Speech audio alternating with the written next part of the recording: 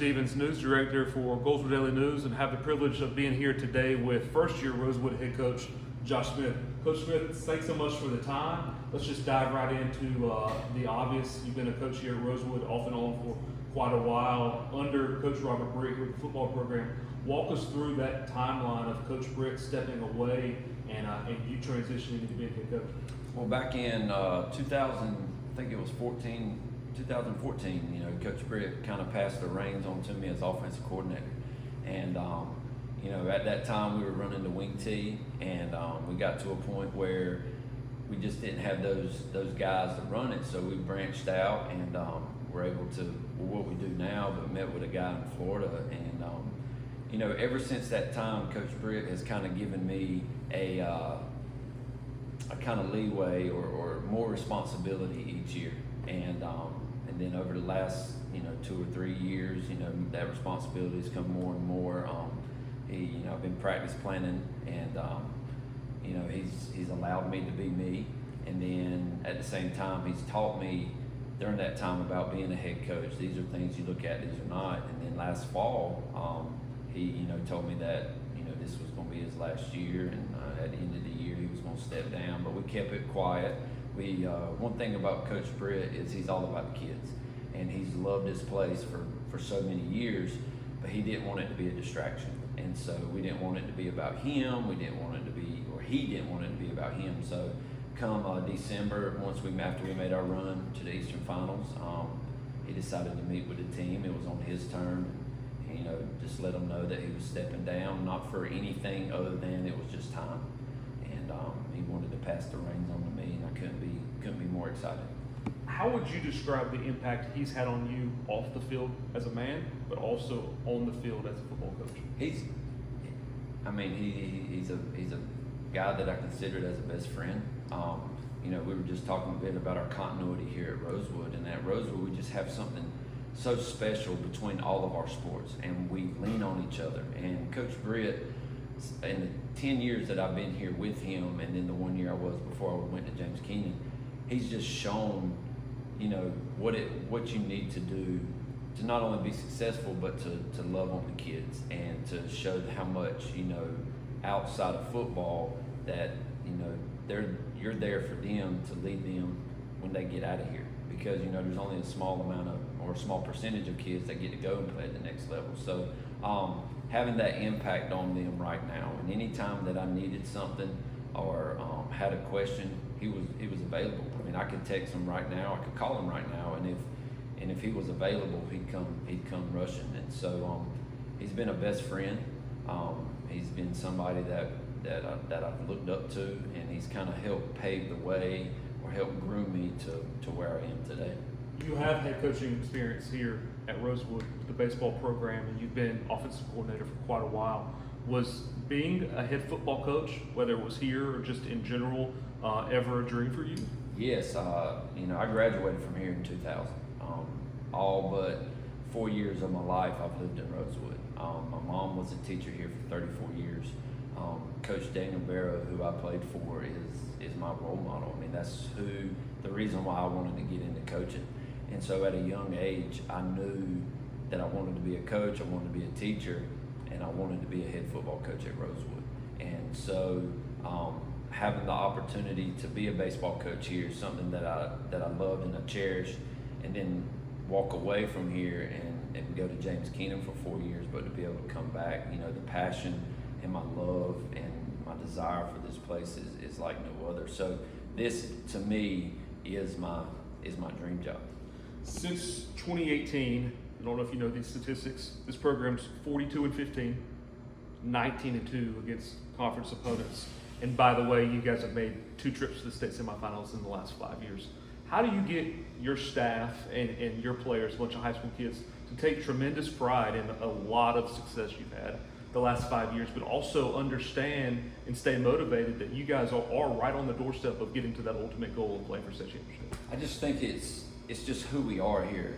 I think it's across the board for all sports, between Coach Mitchell with basketball, Coach Willoughby and Coach King at the time with baseball, Coach Britt for football, our wrestling coach, Coach Gordon, and even Coach Edmondson when he was here, we're not here to say, hey, you got to be an only one sport athlete. We want you to be across the board.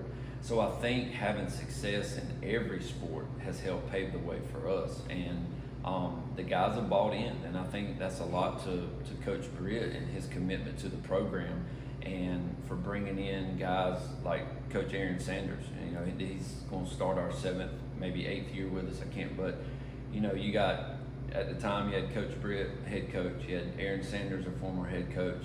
You know, myself as an offensive coordinator, former head coach for baseball. Jason King, another head coach. You know, somebody where we all see the same picture, and we bought in, and the kids bought in, and you know, we've always had the mentality, you take one play at a time.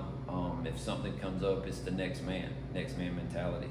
So the kids have really done a good job of just staying the course, not trying to fight each other for roles in other sports. Just whatever your role is, take it, run with it, and you know, and it's led us to where we are today. And you know, my job now is to make sure I stay on the tracks. You know, make sure I keep this thing rolling and not derail it.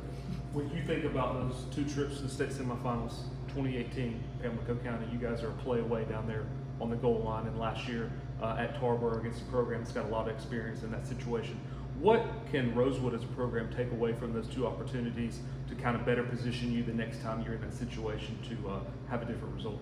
Well, I just think it's experience, you know, giving those kids an opportunity to soak it in. You know, we told them, you know, going into Tarboro, it was going to be a task, a tall task, and we believed that we had a great game plan, and you know, just kind of ran out of gas. And same thing at Pamlico. That year we went, you know, it was the first time we had been since '91, and we just weren't really, you know, we didn't expect, you know, everything, but to be in that, now that we've got kids that it has experienced it, and I think we know as a coaching staff what we need to do to get over that hump. Some little critiques, but it's all about experience, and it's all about living in the moment. You know, we're blessed because not everybody can say, you know, they've played, you know, in 2 Eastern Finals in the last 5 years, but just soak in the moment. You know, the life is more about, it's not all about football, but it's about those moments and the memories that you're cherishing. So